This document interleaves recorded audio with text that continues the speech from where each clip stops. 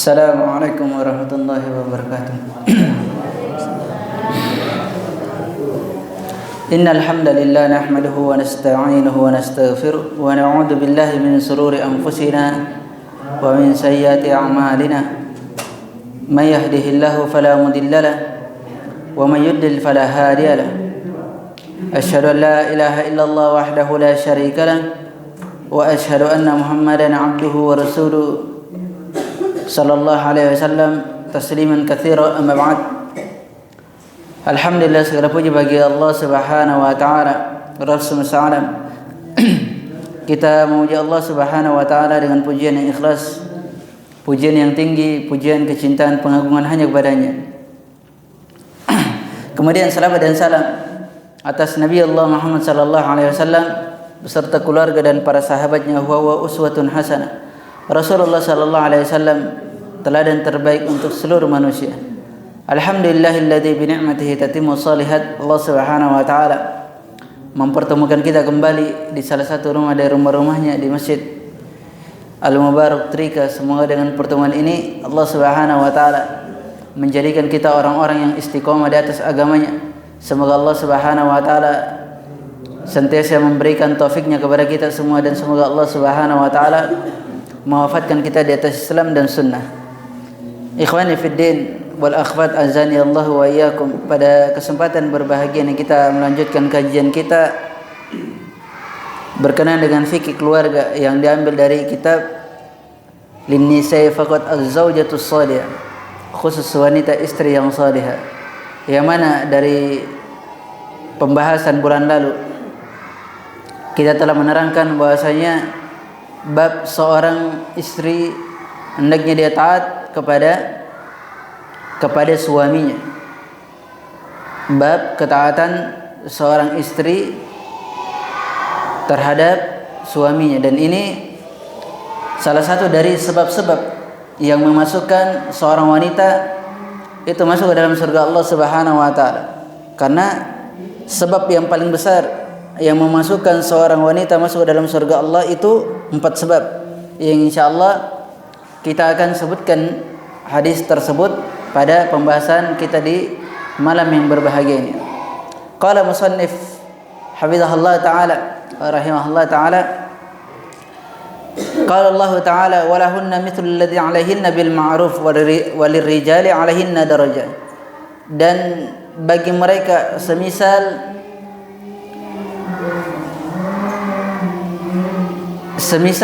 atasnya dari perkara yang ma'ruf, dan begitu juga bagi seorang laki semisal hak sama halnya dengan hak seorang wanita, hanya saja laki-laki itu memiliki hak yang lebih daripada seorang wanita.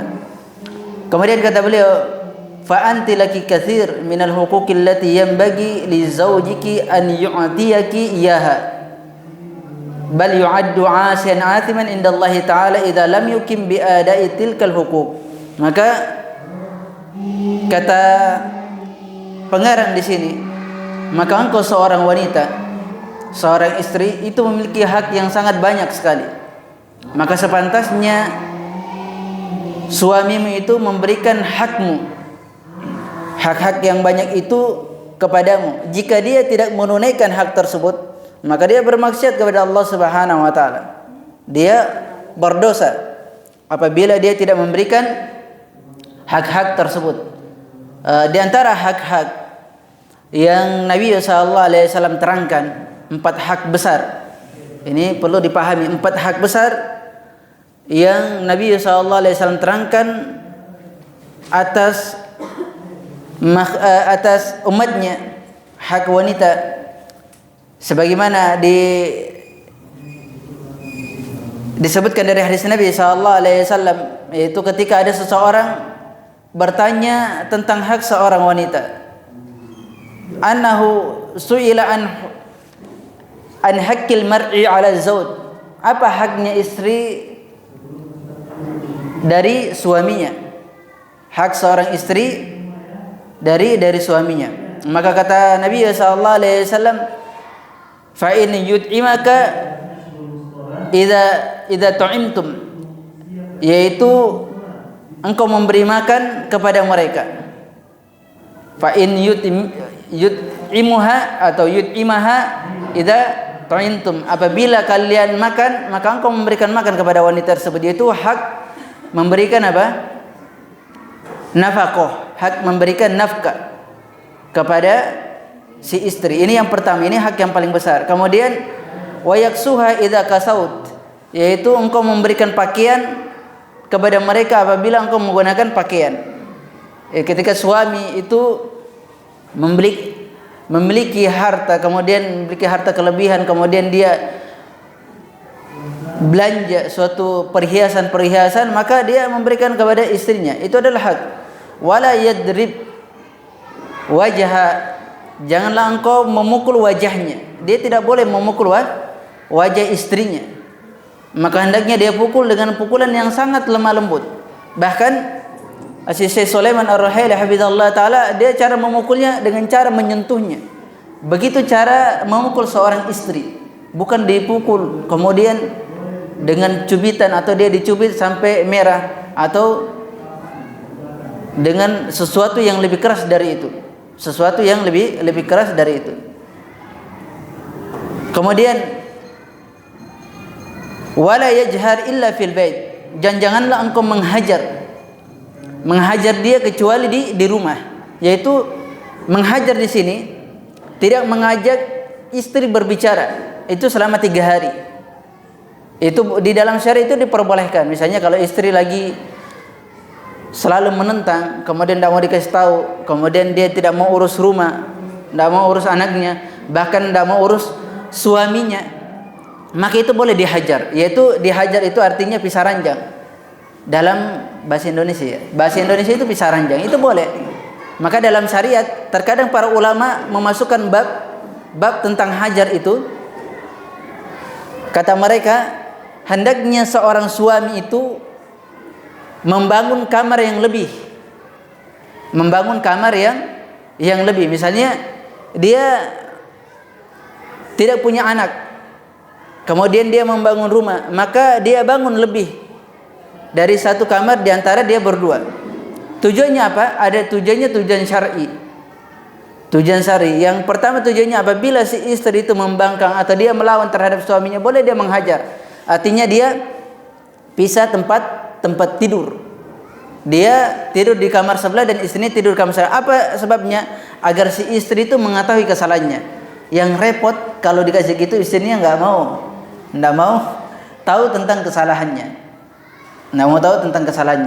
Ini adalah bab hajar. Bab hajar itu tujuannya untuk memahamkan istri dari kesalahannya, bukan hajar terus menerus. Bukan hajar itu dia meninggalkan istri dari rumahnya, tidak. Karena kebanyakan kaum muslimin ketika bermasalah dia tinggalkan istrinya, dia pergi ke tempat orang tuanya. Bukan ke tempat istrinya yang lainnya. Ya. Bukan juga membuat satu kamar itu untuk dia bercita-cita untuk istri yang kedua. Ini keliru.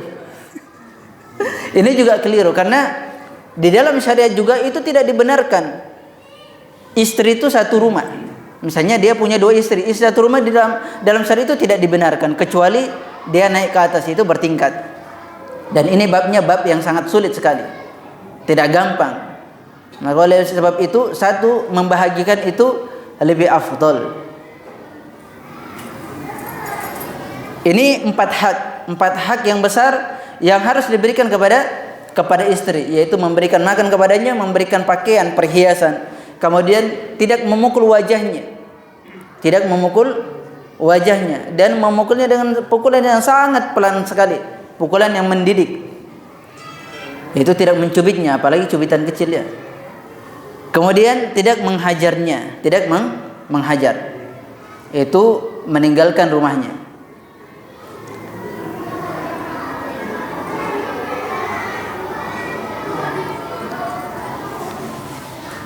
Kemudian beliau melanjutkan, wa nahnu al'an mahakki min huquqiz zawj 'ala zawjati bin 'idami hadzal haqqi anna zawjata la tadkhul jannah rabbiha illa bihi. Wala tas'udu fi dunyaha wal akhiratihi illa bihi. Dan kita sekarang lagi membahas tentang permasalahan apa? Hak-hak suami atas istrinya. Dikarenakan apa? Besarnya hak suami tersebut. Bahkan seorang istri itu tidak akan masuk surga Rabbnya kecuali dengan hak suaminya, kecuali dengan ketaatan terhadap suami. Ketaatan terhadap suami. Dan dia tidak akan mendapatkan kebahagiaan dunia dan akhirat kecuali dengan memberikan hak suami, kecuali dengan memberikan hak suami. Tapi bukan berarti saling membalas, tidak. Itu dilarang, saling mencari-cari kesalahan kemudian mencari-cari menuntut haknya. Jika saling menuntut haknya, maka hubungan rumah tangga itu berakhir dengan seketika. Maka satu dengan yang lain itu saling memahami dengan yang lainnya. Sebagaimana diterangkan dari hadis Anas radhiyallahu an, Rasulullah sallallahu alaihi wasallam bersabda, "La yasluhu li basharin an yasjuda li bashar." Tidak sepantasnya manusia itu sujud kepada manusia yang lainnya. Oleh sebab itu hadis ini para jamaah sekalian, itu seseorang dilarang untuk sujud kepada manusia. Baik dia meminta maaf, baik kepada ibunya, kedua orang tuanya, itu tidak dibenarkan untuk dia sujud. Apalagi kalau bahasa Jawa apa ya, sungkeman. Apa kalau bahasa Bugis ya? Bahasa Bugis itu apa? Kalau sungkeman itu apa? Ada yang enggak kita bahasa di Bugis itu apa?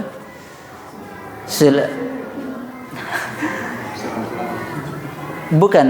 Apalagi kalau bahasa Jawanya sungkeman. Sungkeman itu mereka datang kepada orang tuanya, kemudian mereka sujud cium kakinya. Ini tidak dibenarkan dalam syariat. Itu tidak benar. Dia sujud kepada ibunya, kedua orang tuanya. Karena Nabi SAW itu melarangnya. Karena sujud itu adalah khusus bagi Allah, baik di luar solat maupun di dalam solat, baik di luar ibadah maupun di dalam ibadah. Ada empat yang khusus bagi Allah Subhanahu Wa Taala. Yaitu pertama, sujud. Itu tidak dibenarkan baik dalam ibadah maupun di luar ibadah. Tidak boleh sujud kecuali kepada Allah Subhanahu wa taala. Kemudian ruku juga itu khusus bagi Allah, tidak boleh ruku kepada manusia. Dan yang ketiga adalah bernazar. Itu tidak boleh bernazar kecuali hanya kepada Allah Subhanahu wa taala. Kemudian yang keempat adalah menyembelih. Menyembelih ini khusus bagi Allah, tidak boleh menyembelih selain kepada Allah, selain untuk Allah Subhanahu wa taala. Maka Nabi SAW melarang di sini, tidaklah sepantasnya seorang manusia itu sujud kepada manusia. La salahal li basharin an yasjudu li bashar la amartul mar'an tasjuda li zawjiha. Seandainya diperbolehkan seseorang itu sujud kepada orang lain, seandainya manusia itu diperbolehkan sujud kepada manusia yang lain, maka aku akan perintahkan seorang istri itu untuk sujud kepada suaminya. Hanya saja itu tidak dibenarkan, itu dilarang. Kalaulah Nabi SAW memperbolehkan manusia itu sujud kepada orang lain, maka yang lebih pantas untuk sujud kepada orang lain adalah seorang istri sujud kepada suaminya. Hanya saja Nabi SAW melarang hal yang demikian. Apa sebabnya? Min 'idhami haqqihi 'alaiha. Itu sebabnya besarnya hak apa? Hak suami atas istrinya. Bahkan ada seorang wanita itu ingin dinikahkan oleh orang tuanya, maka si wanita tersebut menolak.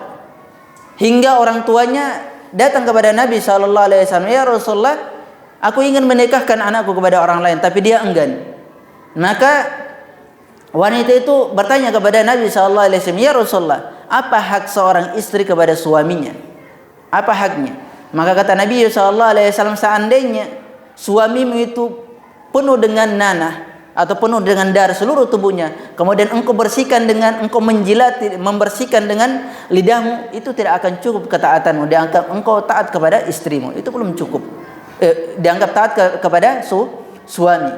Jika seorang istri itu menjilati seluruh tubuh suaminya yang penuh dengan nanah, penuh dengan luka darah, maka itu tidaklah cukup dikatakan dia taat kepada suaminya hingga suaminya itu ridho terhadap dirinya. Hingga suaminya itu ridho terhadap dirinya. Ini akan disebutkan nanti di sini. Di sini diterangkan la amartul mar'a an tasjuda li zawjiha ay li kathrati huquqihi 'alaiha wa ajziha an qiyami bi syukriha. Apa sebabnya? Apa sebabnya Nabi SAW memerintah, seandainya aku akan perintahkan wanita, istri itu sujud kepada suaminya. Apa sebabnya? Karena banyaknya hak suami atasnya. Dan lemahnya seorang wanita itu menunaikan hak-hak suami. Itu lemah sekali dia. Maka oleh sebab itulah, di antara kelemahan seorang istri, maka dia hendaknya bersabar dan bersyukur. Bersabar dan bersyukur. Cukup dia bersabar apa yang menimpa dia dan bersyukur terhadap nikmat-nikmat yang Allah Subhanahu wa taala berikan. Iya. Adanya suami, dia dijodohkan, diberikan nikmat, itu bentuk kenikmatan yang sangat besar. Hendaknya dia bersyukur. Kemudian dari pernikahan, bentuk kesyukuran dia lahirnya anak-anak, yang mana anak-anak tersebut akan mendoakan dia, menyelamatkan dia kelak pada hari kiamat.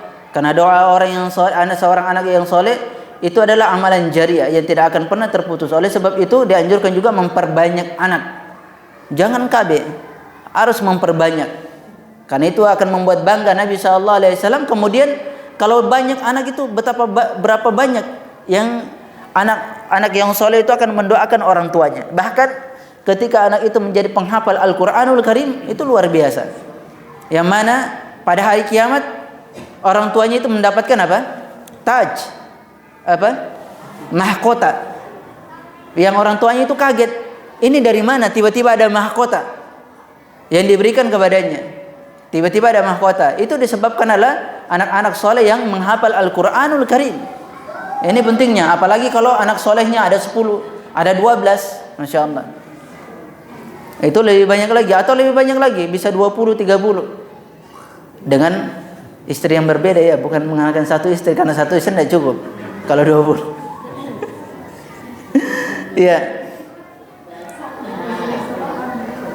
1/10 itu Masya Allah.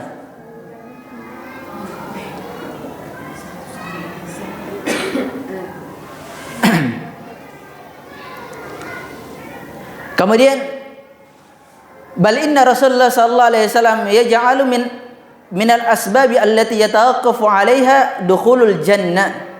Dukhulul mar'ati ilal jannah huwa ta'atu zawjiha. Bahkan Nabi SAW menjadikan sebab-sebab yang mengharuskan wanita itu masuk ke dalam surga dengan taat kepada suami. Hanya 4 perkara. Sebab besar yang menjadikan seorang wanita masuk ke dalam surga setelah taat kepada Allah dan Rasulnya adalah suami. Maka kata Nabi SAW dari hadis Abi Hurairah, Nabi SAW bersabda, "Idza shallatil mar'a khamsaha wa shamat syahraha wa hasanat farjaha ata'at ba'laha ata'at zawjaha." Di situ juga riwayat yang lain, dakhalat min ayyi abwabin jannati syi'at. Maka apabila seorang wanita itu salat 5 waktu, tidak ada yang lain.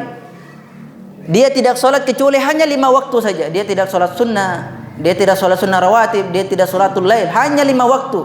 Kemudian dia puasa 1 bulan, dia tidak puasa yang lainnya kecuali puasa Ramadan. Itu pun puasa Ramadannya pasti ada yang bolong. Bagi yang masih mendapatkan nifas, iya kan? Pasti ada kekurangan dari puasanya. Itu pun tidak sempurna puasa Ramadan. Kemudian dia menjaga kehormatannya, yaitu menjaga kemaluannya. Dan dia taat kepada suaminya, maka dikatakan kepadanya, masuklah engkau ke dalam surga dari pintu mana saja yang engkau sukai. Masuk dari surga mana saja yang dia sukai. Masya Allah, dia mau masuk surgatul firdaus, jannatul firdaus, a'lal jannah, surga yang paling tinggi. Itu diterangkan, masuk saja dari pintu mana. Sebagaimana surga itu memiliki berapa derajat? 8. Berapa tingkatan surga itu? 7, 8. Berapa? 7. Ada 100 tingkatan. Al-jannatu mi'atu darajah. Tingkatan surga itu ada 100 tingkat surga itu. Paling tingginya itu surga Firdaus. Maka oleh sebab itu Nabi SAW mengatakan, fa idza sa'altumul jannah fas'alil firdaus fa innaha a'la'al jannah. Apabila kalian ingin minta surga, maka minta surga Firdaus. Karena surga Firdaus itu surga yang paling tinggi.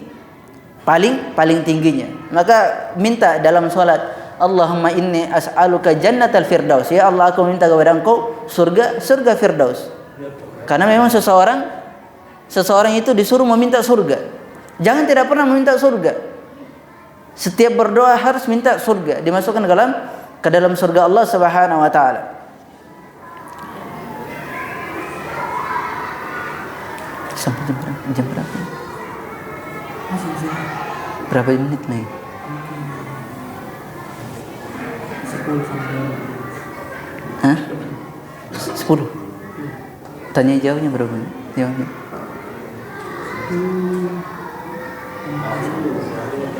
Iya. Kemudian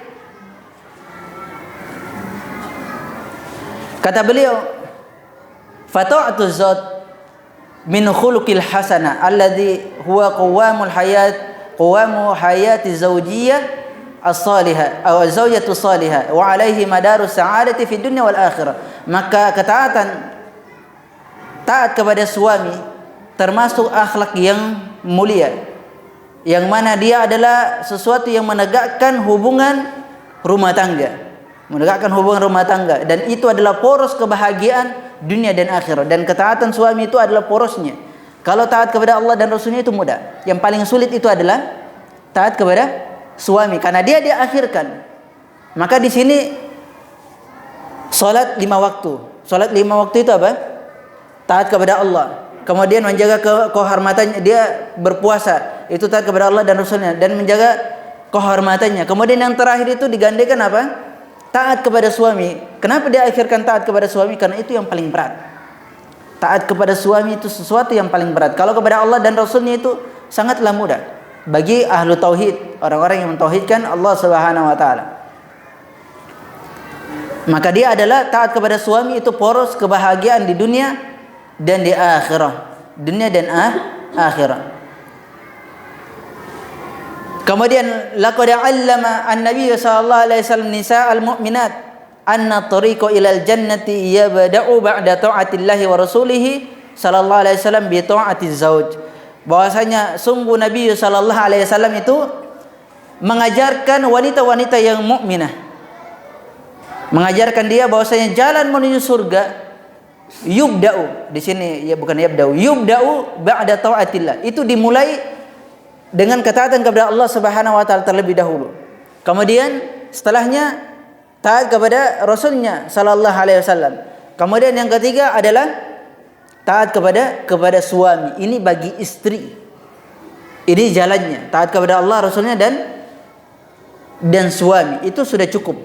Karena taat kepada Allah dan Rasulnya itu mencakup seluruh syariat.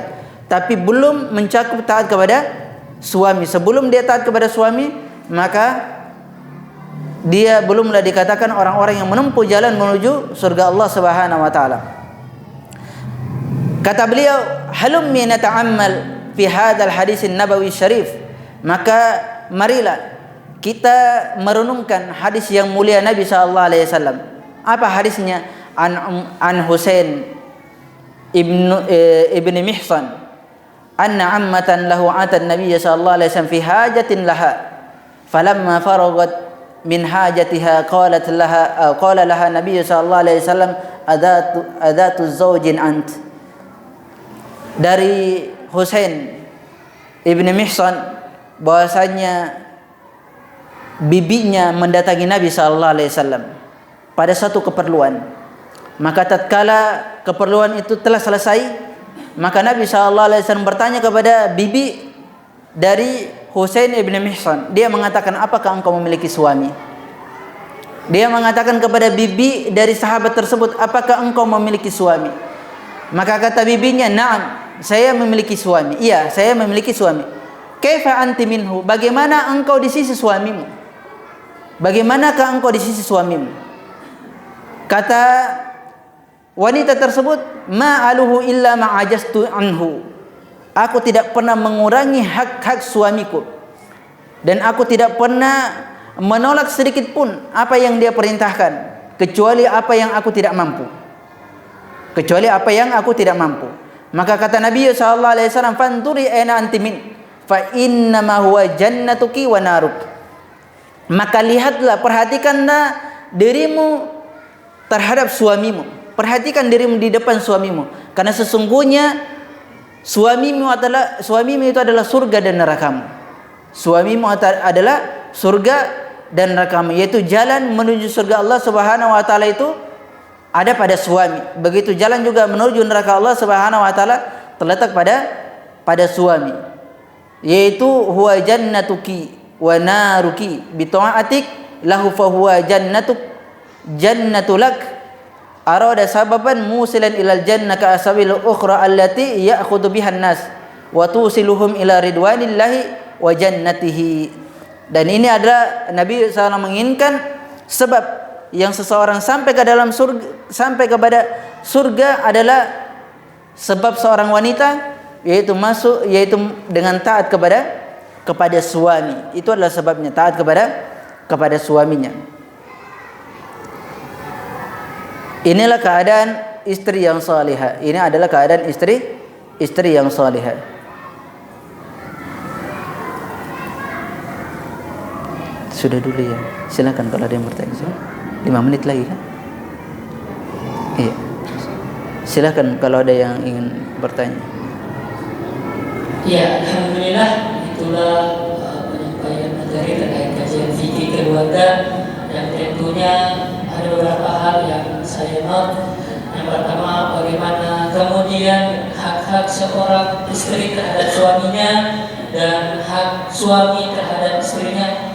Dan mungkin bagi Bapak Ibu yang ingin bertanya, kami persilakan. Ya, bagi ibu-ibu maupun bapak-bapak yang ingin bertanya. Ya. Jangan nanti sudah selesai baru ada pertanyaan. Iya, silakan jika ada yang ingin bertanya.